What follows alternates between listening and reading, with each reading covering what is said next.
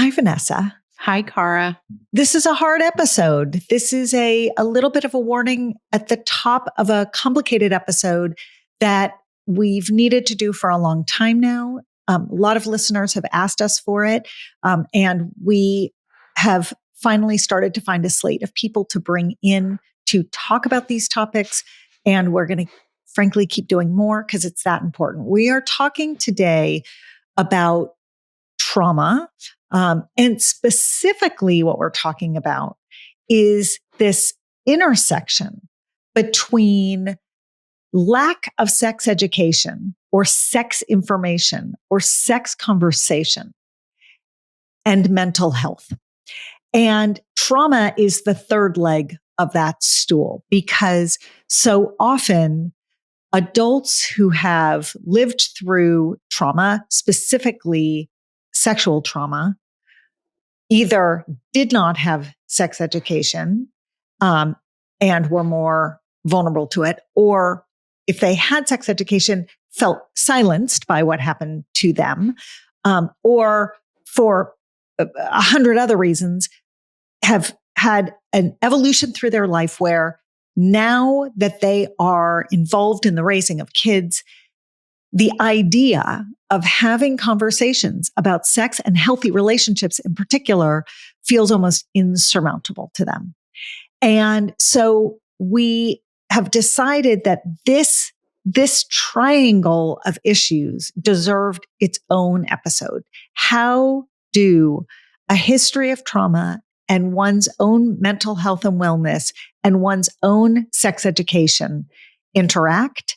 And how does that trickle down and impact younger generations?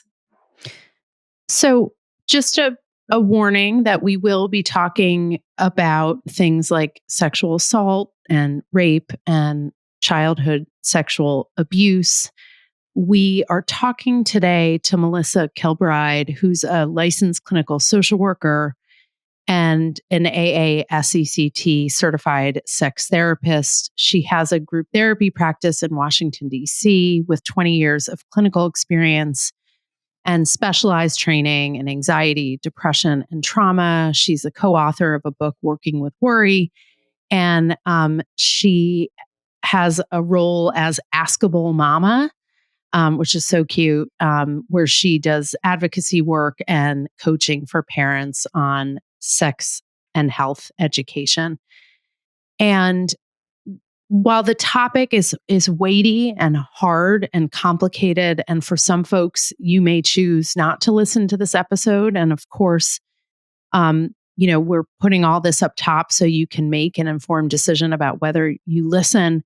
I will say that Melissa provides a lot of framework and definition and guidance for how to manage this, what decisions to make as we move through the world and care for kids, knowing what our past experiences are and our traumas have been.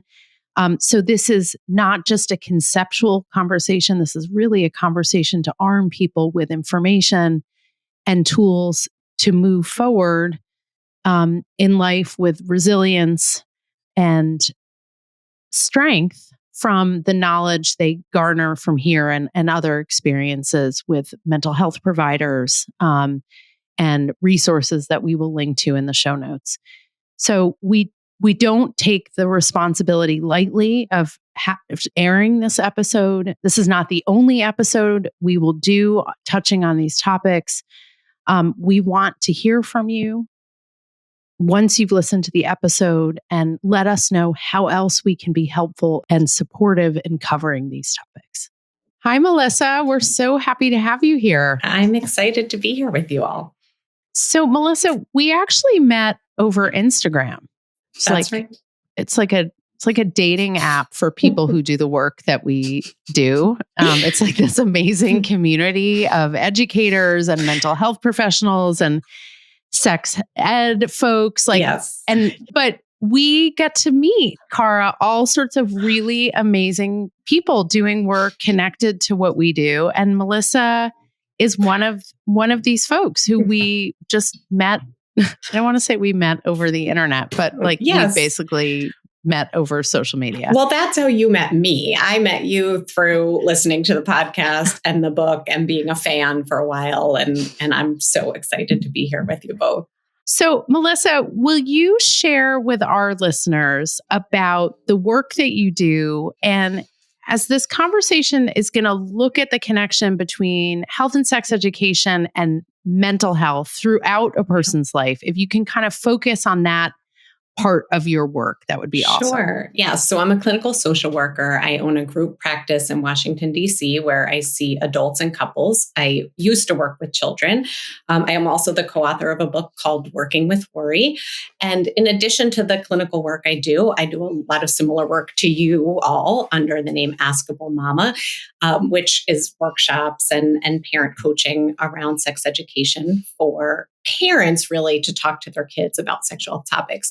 But the way that I think of the approach of these two things and how they merge is that I'm kind of on the front and back end of it. So I see in my clinical work with adults and couples challenges, issues, traumas that arise based on, in part, the lack of sex education or poor sex education or misunderstanding of life experiences. And so I kind of get to see both of my ends of my work inform the other.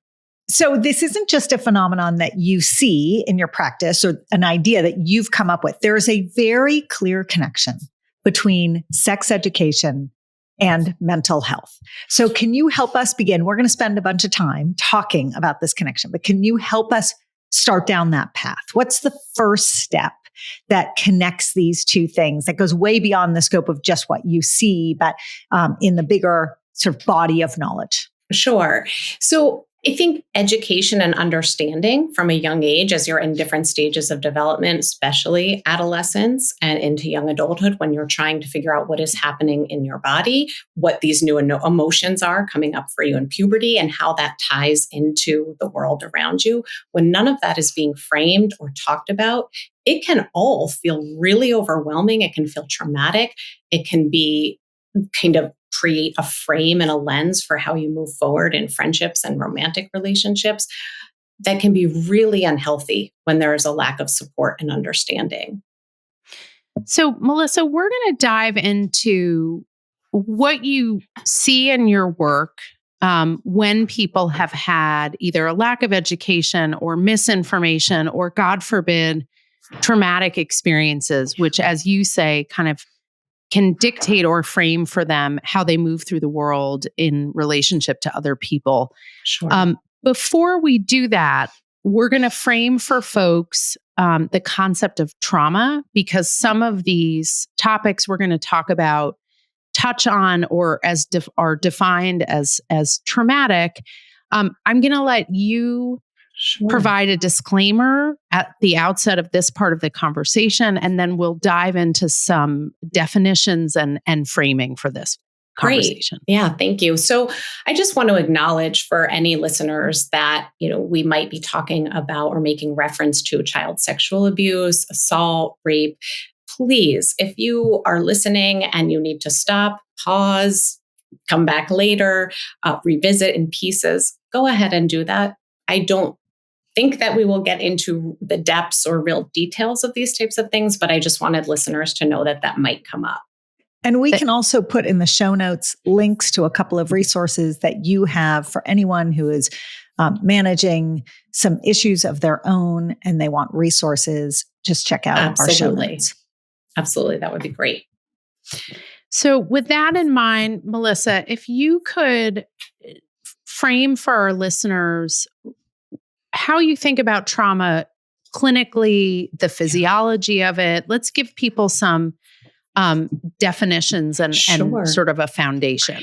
Yeah. And folks may have heard people talk about the idea of big T trauma or little T trauma. I want to acknowledge I don't love those terms, and that's a whole other podcast if I were to get into why. But I am going to use them here because they are colloquially how folks are often talking about trauma. And big T trauma often refers to one type of event or a one-time event like a car accident, a rape, a murder. Whereas little t trauma is something that we think about happening repeatedly in our lives and kind of creates a buildup. But the thing that like a breakup or being yelled at repeatedly by a parent, the thing that I think is important about the way trauma is used, and especially now because we are talking more openly about it, is that it really isn't about the event. It is about the experience that an individual has from that event. And that kind of gets at why I think big T, little t is unfair. But trauma is an experience that impacts our brain. If your brain is developing, there is research out there that supports that it can actually create brain damage. It affects our hormones, our ability to process and handle information, our functioning, physical symptoms. So, and then of course, emotional symptoms and that's often how people kind of land in my space and in my office. So I think it's important when we kind of are throwing the word trauma around, not just us here, but in therapy, colloquially, in conversation, to think about that we're actually talking about a personalized experience of an event, not a specific event. And that different people might go through the same experience, the same car accident, but have different responses, and it will have different impacts on each individual person. That's exactly right. And something, I mean, it's kind of like I find it funny, therapy humor perhaps, but something that happens often when people show up in my office is they'll say to me, it's one of two things. You've never had a client who's been through the kind of thing I've been through. Or they say, I'm not like your other clients. Nothing that bad has ever happened to me. And like 99% of the time, it's like the reverse of what they come in saying. And so it is so much of the point you're making, Vanessa, around it's an individual's experience and what resiliency factors, supports they have in place, the work they've done to overcome it, that really determines kind of the traumatic impact. And can you just share with people with a developing brain, an adolescent brain, a young person's brain, and listeners of the podcast know that young people's brains don't finish maturing till they're close to 30, right? So it's not just a 14-year-old or a 16-year-old, but young adults as well. We talk about how trauma can be sealed in the brain. Can you talk about what that means, what's happening in a person that allows that to actually happen? I mean, in some ways, there are parts of this answer that I think are unknown. Right? That we're still learning about the brain and trying to uncover exactly how and where they're stored. But we do know that, the prefrontal cortex is still forming and creating our ability to reason and control impulses. And when trauma happens early, sometimes that can be delayed or impacted. There is a type of therapeutic intervention called EMDR, and the way EMDR works is to work through how memories were processed early. Because if something happens to you in childhood or early adulthood, it can be stored in the way that the child experienced it, not the way that a fully developed brain would have processed it. And so EMDR is one of the modalities that gets at it. There's also something called inner child work, right? Where really you get into the experience somebody has as a young person, and you try to bring them back to that to work through how their brain, very similar, but kind of a different approach. And so I'm not sure if that fully got at the question, other than the larger point that I want to make is that the way that we experience these things before we have a fully developed brain is where we see the longer term impact. But also that we, and correct me if this is not right, but that we remember trauma, that we hold on to trauma, or some people hold on to trauma, like it's visceral. You can bring yourself back to that moment. I assume other people actually block it out, and it's the reverse. That's exactly right. I mean, sometimes somebody will tell me a story of a thing that happened and they're like, this isn't that meaningful, but I remember being 13 and wearing my favorite blue sweater and it smelled like French fries. And I think this is very important because if you remember those specific details, there was something about that experience that really locked in for you. And we've had on this podcast Carol Tavris, who talks about the way memory actually rewrites itself in the brain as well. And that's got to impact a lot of the work you do, because these traumatic memories can be sort of stamped in the brain, right? Yes. Very vivid, very visceral, very real, relived in the same way every time. They also are subject to the same forces that all memories are subject to, which is a constant rewriting, a constant re-narration.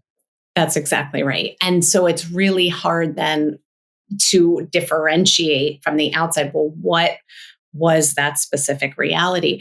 And what I get to deal with as a therapist, right, is just that whatever this person is bringing is their reality. And that's what we're working through, which is different than forensics or. It's a very Ayn Rand way of, right? It's like perception is reality. And that's like, it's just the part of the brain that you are helping people master, which is, I think, an important naming, right? It's important to identify what it is that you and other people who do the work that you do are looking at. Yeah. And I think one way to kind of zoom out a little bit from that is that the way I approach the work is that I'm helping them to re-regulate what happens. So it isn't necessarily, I mean, there are therapists that have all different types of approaches with this, right? But for some clients, the retelling and the narrative of a trauma is so healing. For others, it's, okay, this is what happens. This is what's happening in your body as a response to your trauma. So how do we re-regulate you when that comes up? And really, then the memories are less, I don't want to say they're less relevant. That's not fair. But those specifics are less important. So, Melissa, you talked earlier about that you sort of work at both ends of the story, right? You work with parents who are at the beginning of the journey, kind of educating and supporting kids. And then you work with adults and couples who are at the other end of the story, living with the effects of their experiences, their education, all of that. And I'd love to start at the end of the story and then work our way to the beginning of the story. And can you share with us some of the common scenarios that you hear about and work with folks on when they come into your practice and are dealing with big T or little t trauma or challenges in their relationships or in their lives? Absolutely. Yeah. So there could be a range of things, but I want to give some very specific examples. I'm thinking of clients who come in with some type of sexual dysfunction or pain, for example. And as we explore and think about kind of what is going on in their relationship now, we might discover that it's actually totally normal. Right? Like if you are not using lubrication, you may experience pain, but guess what? Like no one saw that in pornography or that wasn't taught in sex ed.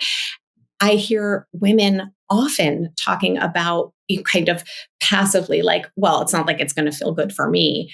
And I talk about, well, where does that belief come from? Right. And so you guys know you are so deep in this work too, right? It's like this direct link. I have light bulbs going off of, oh my goodness, what if this person had learned about pleasure when they were 13 or 14? What if it wasn't just go along to get along?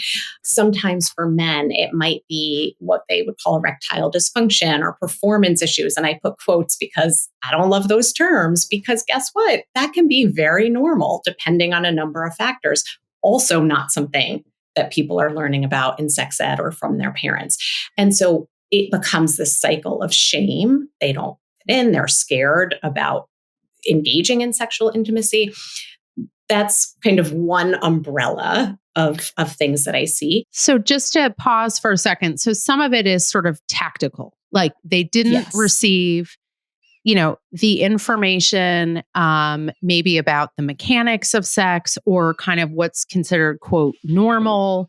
And so they're ashamed or out of touch with their bodies or their partner's bodies because they're lacking in information, right? So it's it's a sort of cascading effect coming from the fact that no one ever taught them, or they're getting in their information from pornography, or their set of values around sexual relationships has been dictated by one set of principles that doesn't allow them to be fully engaged in a sexual relationship. Well, and that definition of sex education, it's important to say, also then includes not being in later conversation with other people. It's not just sex education in the classroom in middle school kind of thing. It's like it never is. Yeah, it never is. It's capital S, capital E. It's all of the ways in which social forces actually push down on certain conversations. And there's, I think, arguably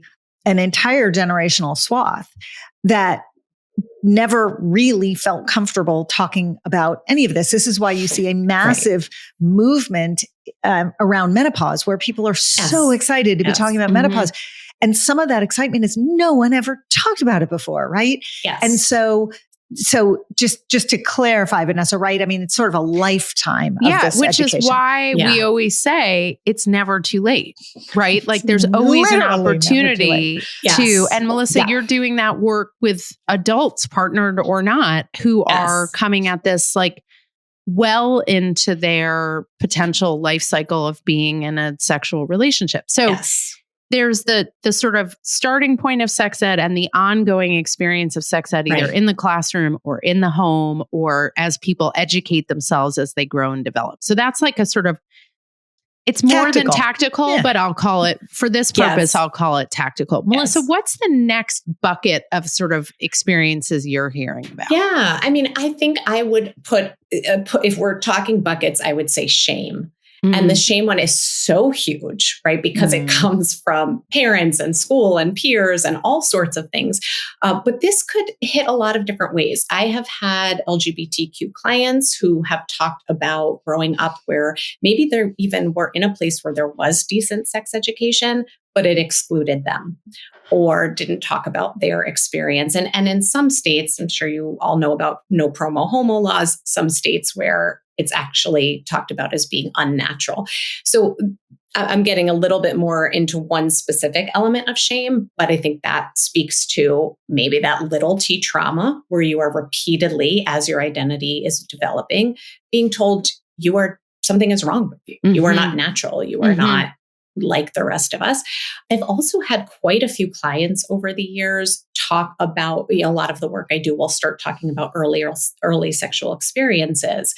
And it will become clear that there was assault or abuse. And it is a person now in their 20s, 30s, 40s, perhaps, for the first time recognizing that what had happened to them was traumatic because, and it kind of then lends itself back to the first bin, there was no discussion about consent or safety. That wasn't a part of the sexual experience. Can you talk us through, because I'm sure we have listeners who have either experienced this or, as we talk about it, may recognize a part of their own story. Yeah. How does it come to be that people are able to recognize that what happened, was assault or was not consensual? Like, talk us through the realization process that happens there. I mean, to be very honest with you, sometimes it can be as simple as me saying, wow, that sounds really scary. Or that sounds like that was not something it really just takes the reflection of another person. And all of a sudden it can be so overwhelming for a client. Oh, it wasn't? So that's one way. Sometimes it is through the parenting piece. And I think this is where that cycle is really fascinating, because it's as people are teaching their children about body safety and consent and wanting to talk about pleasure and being able to kind of make your own decisions in both direction, that they realize they didn't get that opportunity. That wasn't afforded to them. And so you're kind of simultaneously starting to reprocess your own experience and try to create a different one as a parent. And I see that happen quite a bit. Right. I mean, this shame bucket that you're describing, it's not just one moment or one instance of shame. There are lots of layers, right? So there's shame about the thing, whatever, right? And then often shame about feeling maybe that you're not seen or not believed or have to explain yourself to people or, whatever the scenario is, there are layers and layers and layers to this.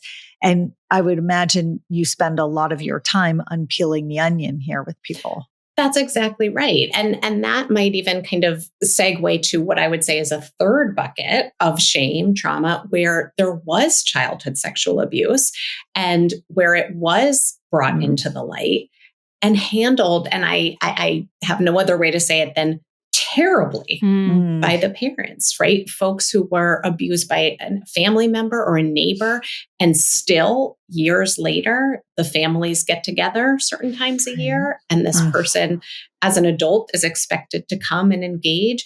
I mean, I see this, I constantly would be too dramatic, but once in a while would not be honest.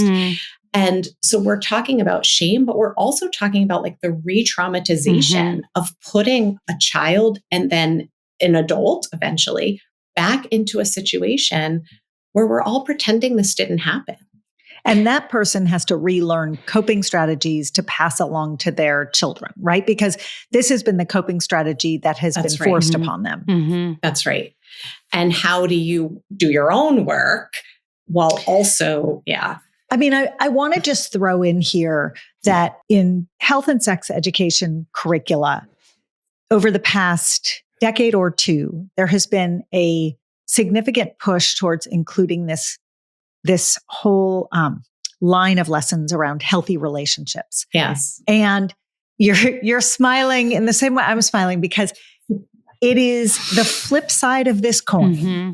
And it is the way to teach in a formal, evidence-based, inclusive, fun, warm, engaging way, all the positive things that people can look for in relationships. But it's also like, it literally teaches kids how to go ahead and identify some of these traumas for themselves so that they are not sitting in your office 2 and 3 and 4 decades later. And the fact that this type of teaching did not exist when we were growing up is kind of bananas.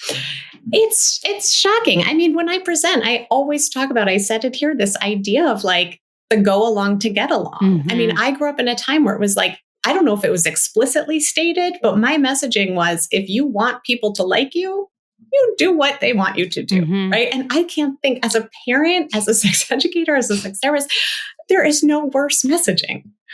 So, Melissa, let's talk a little bit about the two scenarios around trauma and assault and childhood sexual abuse that you brought up. One is an adult who's sort of now processing it and thinking about how to communicate with the kids in their lives. And we very often get the question, what do I share? Do I share? When do I tell my kid? What do I tell my kid? Right. So that's one bucket of questions. The other bucket that I'd love for us to explore is, we know that people are told to just suck it up and ignore their gut instincts. And like, you know, you talked about the example of people who were assaulted or abused and then like had to spend years in the same room with their abuser. I don't know if you saw this recently. I think it was like a Miss World or Miss Kansas, I think. Yeah. And she called out her abuser who was in the audience of her pageant. And, you know, that is not uncommon. It can be family members and neighbors and teachers and all of these folks. So thinking about, how do we break the cycle? What is the language we use? You know, tying to Kara's comments about healthy relationships, but also getting sort of tactical in how we break the cycle. So maybe let's start with the adults have had their experiences, how they interact with kids, and then also that sort of second aspect of it. Sure. I mean, I think it's probably, my answer is everyone's favorite. It depends. But oh yes, we're very comfortable with it depends. Perfect. It depends. But as a general rule, or maybe a few general rules that I would ask people to consider is, what is the purpose? What is the goal, right? If the goal is something about the child, then yes, you share within parameters. If the goal is, like so many other things, it would make me as the parent feel better, or I want my child to know where I'm coming from, then no, that's not really a reason to share. But to kind of get into some more specifics about it, what I would say is that my opinion is that general sharing can be very helpful, especially with adolescents and teens, right? Like I've been there. I've had things happen to me that were really scary.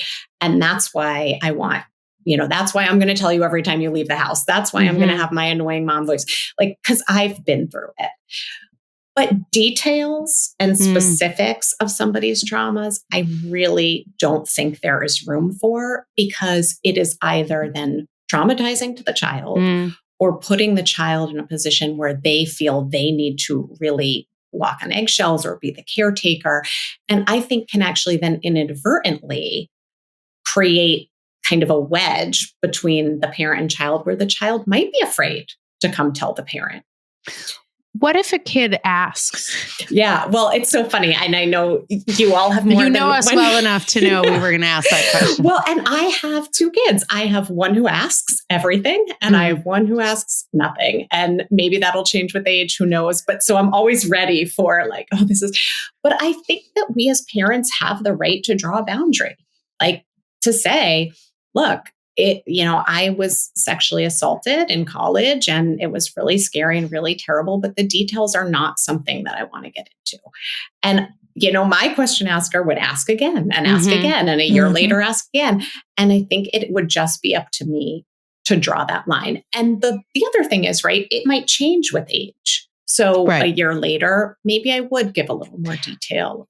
And the why, Melissa, if people are looking for if they have the asker who's saying, but why won't you share more? Or why can't you tell me details? Can you give people some language as to how to articulate that? Yeah. And again, it depends, right? One of the ways might be because it's actually really hard for me to go back and revisit all of those specifics. It could also be because it feels really, really personal. And that we have an open relationship and I want us to be able to share. But some of the specifics are just really, really personal. Yeah. And I would imagine that this is also a place for listeners who are trying to process this advice to check themselves at the door and say, do I need to go talk to someone now who can help me think through what my answer will be, what my why is, right? Yes. Because if you're listening to this and it's resonating and you don't want to share, but you are not equipped to explain why, or if you are equipped, but you want to be giving your kid a different answer, there are a lot of people out there who can help you. If people find themselves needing to talk about the experience, and maybe they have a therapist, maybe they don't, and we would encourage folks to find a mental health professional to talk to, but sometimes that's not enough. Sometimes we need more than a mental health professional. We like to say, find your trusted adult.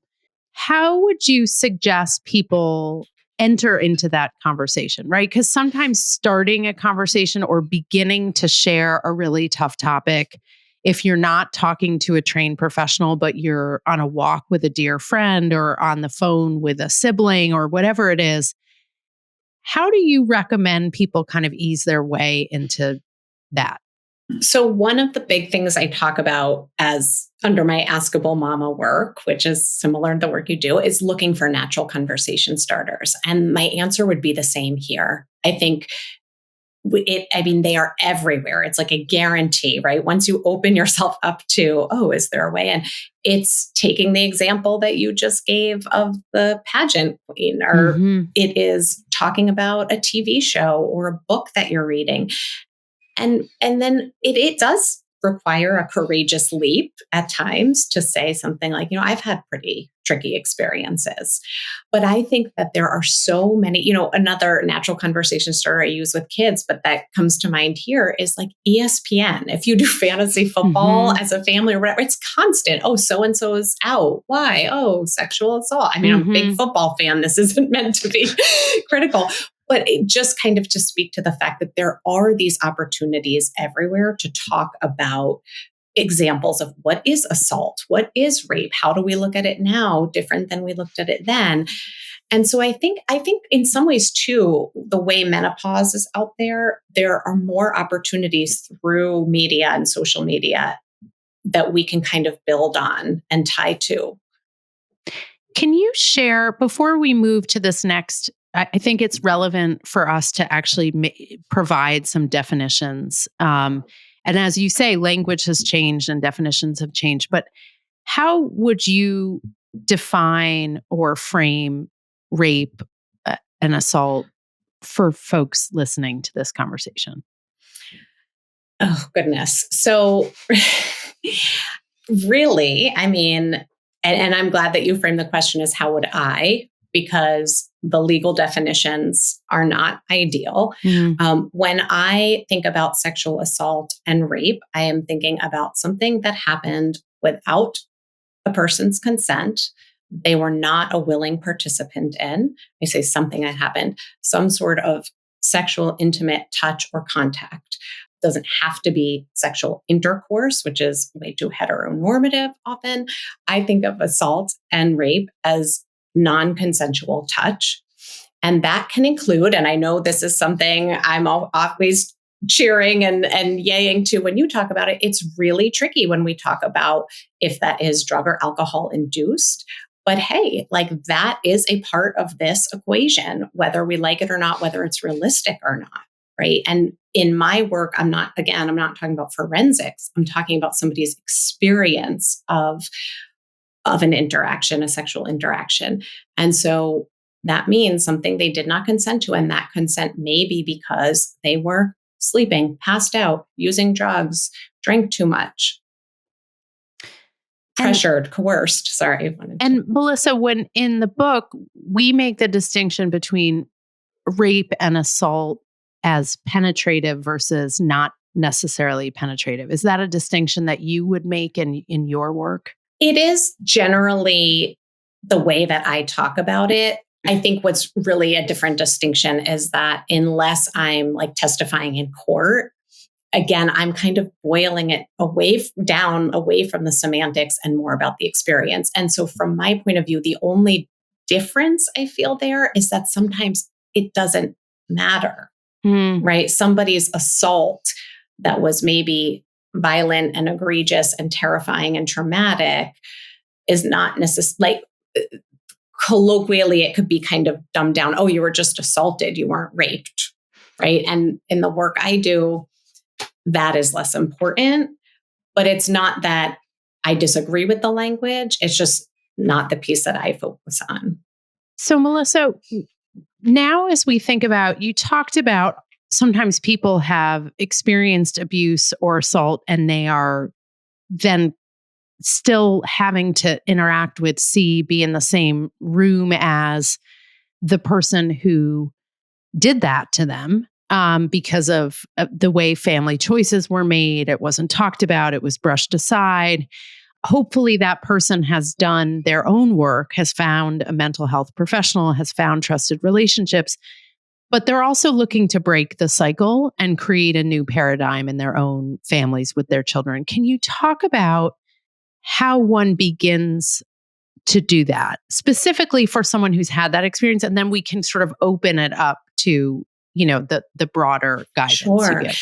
I mean, the first piece of it is awareness. So whether you are working through that experience with a therapist or kind of even just noting for yourself, what is happening in my body when I'm around this person? Am I having bad dreams years later still? What is the experience that I had here? And do I need extra support? Bringing in that awareness allows you to recognize the stress response in your body and the triggers. And that's where you can start to do some repair. And I'm sure you all are familiar with the idea of rupture and repair in attachment theory. I mean, it's like my favorite thing to tell parents and to tell myself as a parent, right? It's like, kind of like if you get it right, 30% of the time or 70% of the time, the rupture ends in repair, you're doing all right. Like most of us are doing pretty well. And I bring that into this same answer that you can recognize like, oh my gosh, I am really struggling when these topics come up. I need to work through this. I need to regulate myself before these conversations. And look, sometimes for some people, they might need a partner to do it, or they might need you all to do it, or me to do it, right? There are supports out there for people who feel like they really can't touch this. But what I find is that most people with traumatic pasts who I've worked with are able to work to recognize those things, to really have a grief experience, to realize what was lost for them, what might be forever gone, that they can then turn around and try to nurture to provide for their child.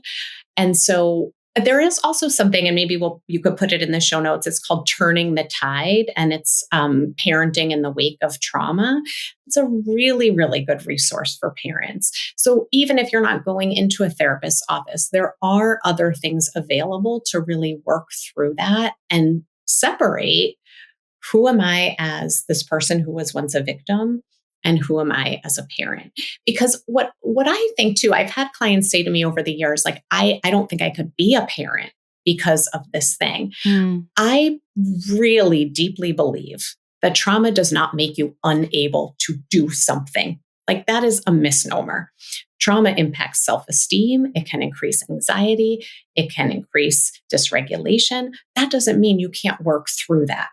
And in fact, another therapy joke, it's always like we say the healthiest person in the family that ends up in therapy. And so to that point, those people who are thinking about it in that way are the people who have the least to worry about, because they already have some of that awareness.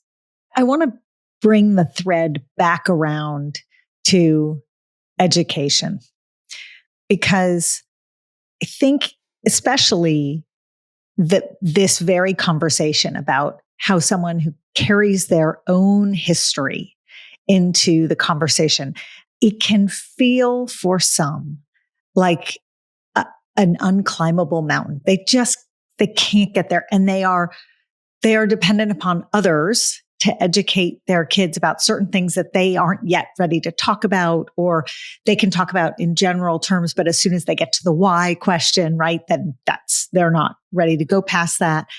And so I'd love for you to just talk for a moment about where kids get educated, and where they turn for education if there are holes, right?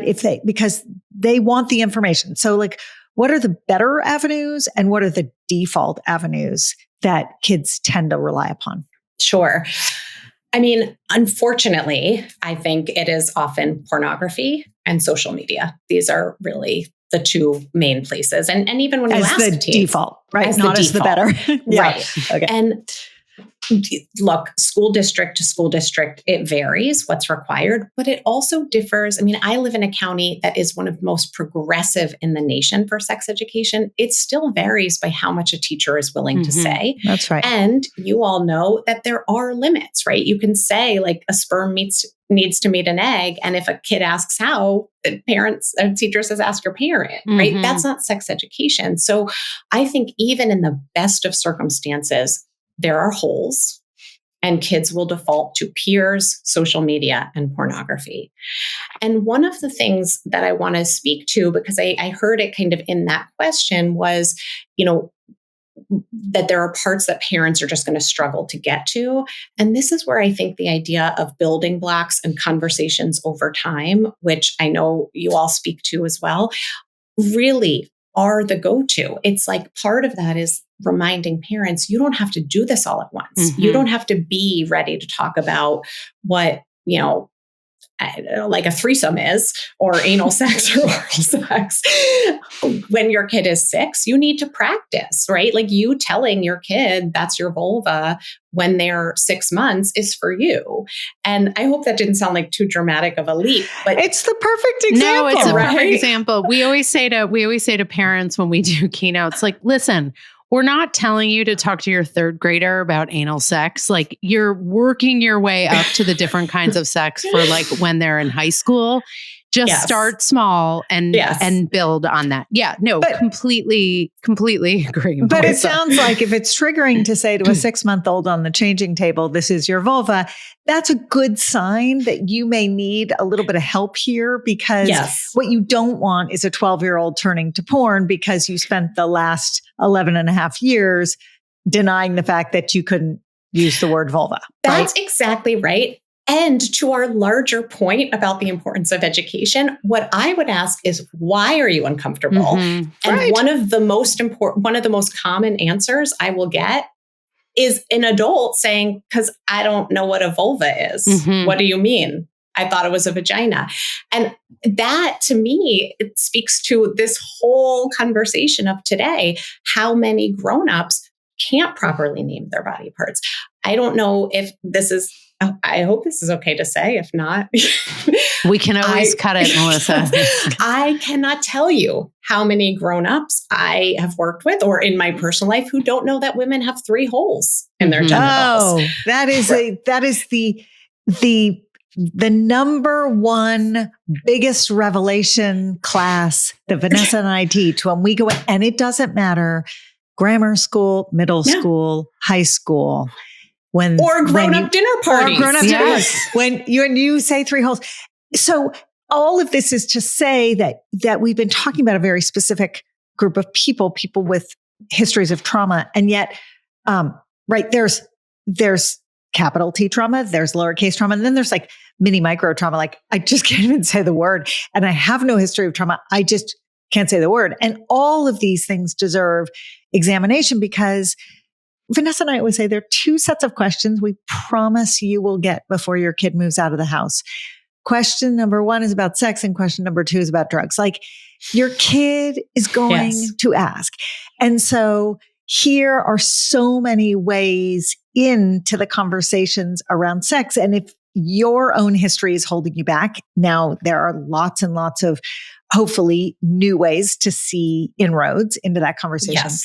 But if it's not your own history, then to your point, Melissa, you got to figure out what the why is. Like, what's your own lack of education, and that created shame, and that's building into your shame as a parent. Yeah. Which is totally fair. It's like, no judgment, just let's deal with it and move on. Yes. Melissa, we say to audiences that someday we all hope our children will have loving, meaningful, respectful, consensual, pleasurable relationships in whatever form that means for them.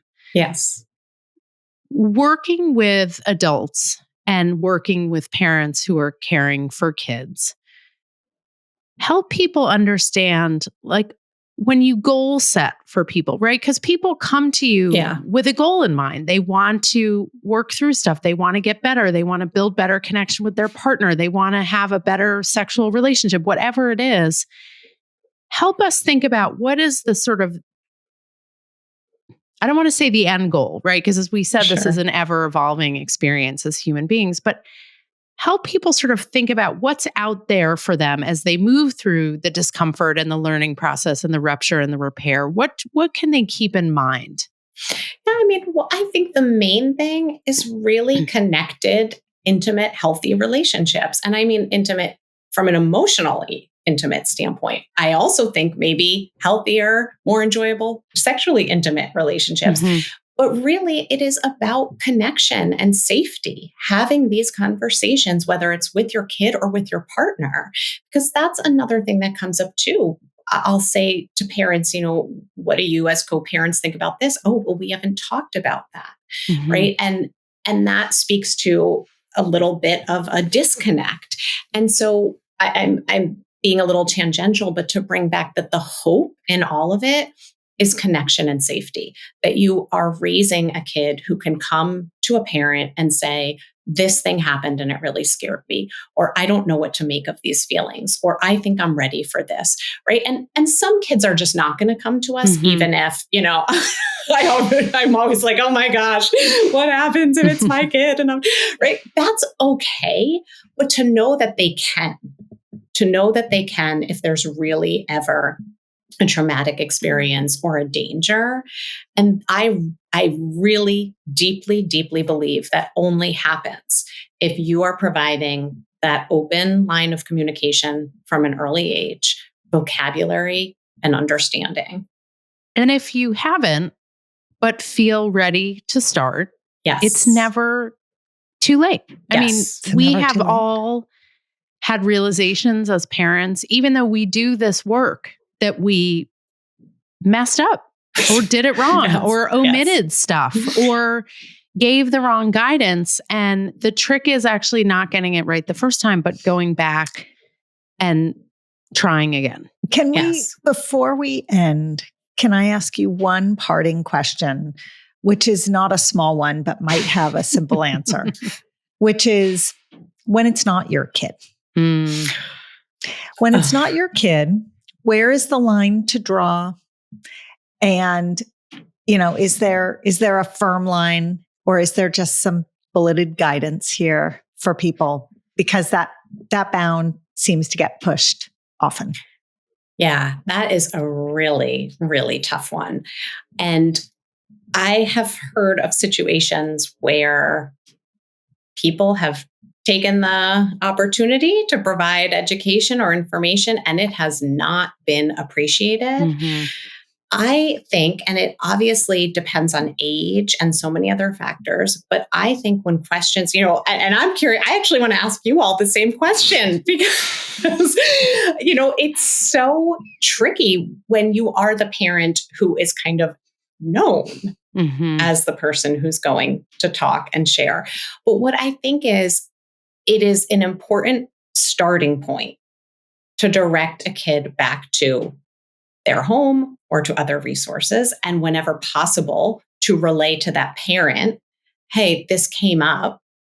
I've had parents ask me, I'm sure you've had parents ask you, can you talk to them about it?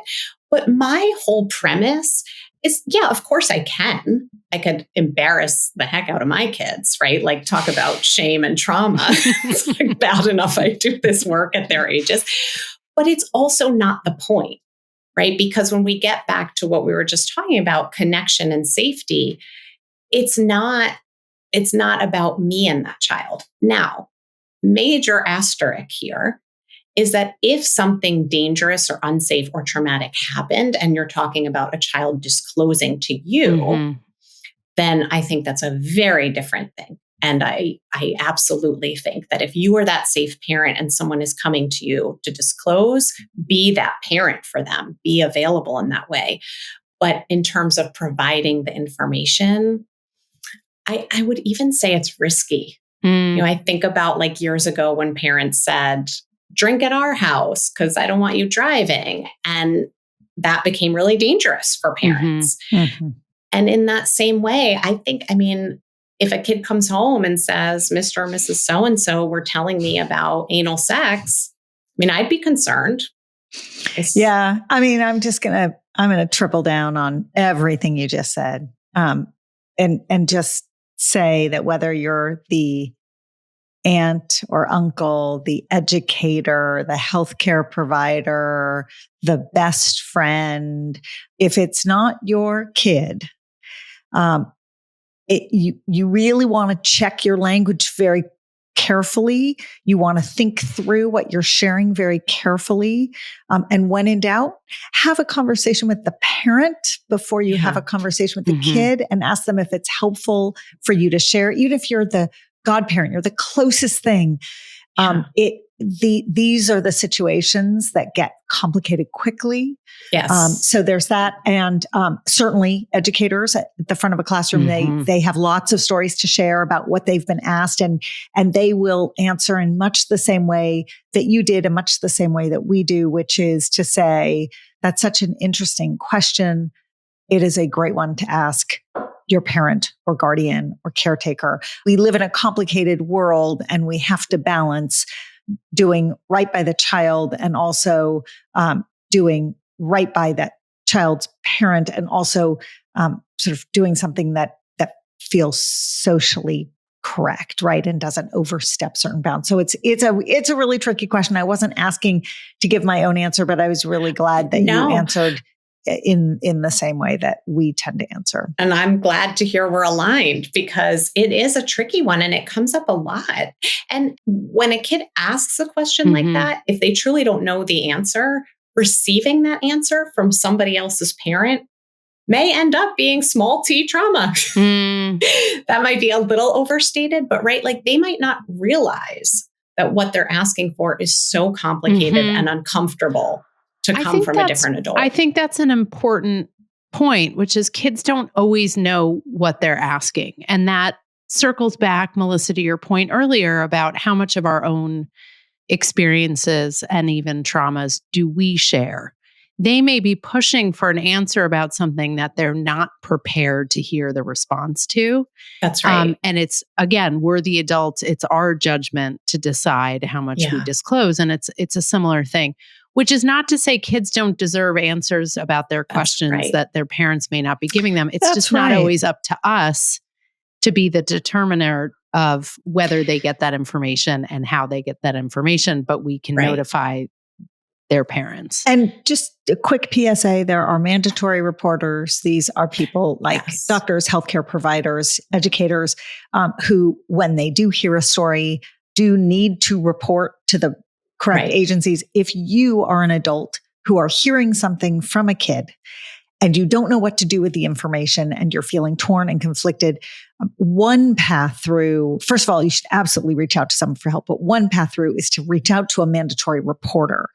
And that person can then help you, because what they can do is if they can elicit the same or a similar story, then they actually can take it down certain channels that you may not be comfortable with. So there's lots written about this, and Melissa, if you can share any resources on that, be super helpful, and we'll link to them in our show notes as well. Yes, and also if you call the Department of Child Services in your state, they're named slightly different things state to state, and ask them, say this is a situation, they will tell you whether it is reportable and what information they would need. So that's another resource or way to think through that, is to just ask the question. You can ask it anonymously and not give any information, just to find out from the reporting bureau if that is something you are required to report. Melissa, thank you for coming on to talk about such a sensitive topic in such a beautiful and helpful way. I know it's a hefty responsibility to talk, to the world about these topics, and we really appreciate your courage in coming on the podcast and providing our listeners with this information and this guidance. And for the work that you do with people of all ages. It's thank you. Making the world a better, safer place for all of us. So thank you so much. Likewise. Thank you both. Thank you so much for listening. You can email us with questions, feedback, or episode requests at podcast@lessawkward.com. If you want to learn more about what we do to make this whole stage of life less awkward for everyone involved, our parent membership, our school health ed curriculum, our keynote talks, and more are all at lessawkward.com. And if you want products that make puberty so much more comfortable, visit myumla.com.